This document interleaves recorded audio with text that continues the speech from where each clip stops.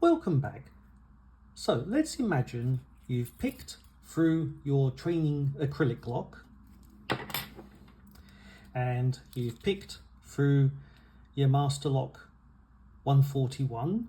You might be next walking past a hardware store and you see some locks and you just want to buy yourself something cheap to practice on, and probably something like this catches your eye.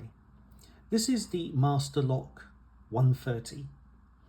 Before we actually get to picking it, let's just quickly go over a couple of features to do with this.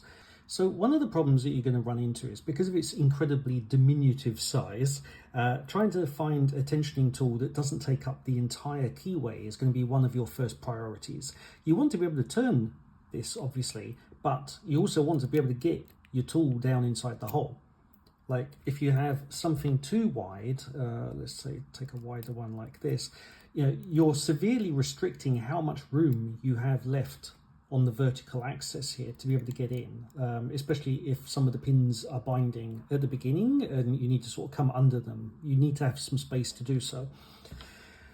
One way you could get around this is use the small end and tension off of the top of the keyway like that. That is perfectly plausible. Some people may prefer to do it that way, but for today I'm going to pick from down at the bottom because that's just a way that a lot of people would be most comfortable. The second thing to know about this lock is inside you've got 4 pins and one or more can be spool pins. So that's a type of security pin, and if you remember how the bobbin that your cotton used to come on, where the top and the bottom, they have lips that stick out and the rest of the body is narrower. That's basically what the shape of the pin is. So you have to push the first half over the shear line, but then also push the back end over the shear line as well. And only when both parts are over the shear line will it then open. So sometimes what you end up with is a little bit of what they call counter rotation, where the first part goes through, but then in order to get the second part through that same gap, then the core has to turn back slightly before it turns forward again. So let's put the tensioning tool in, and I'm going to feel down there.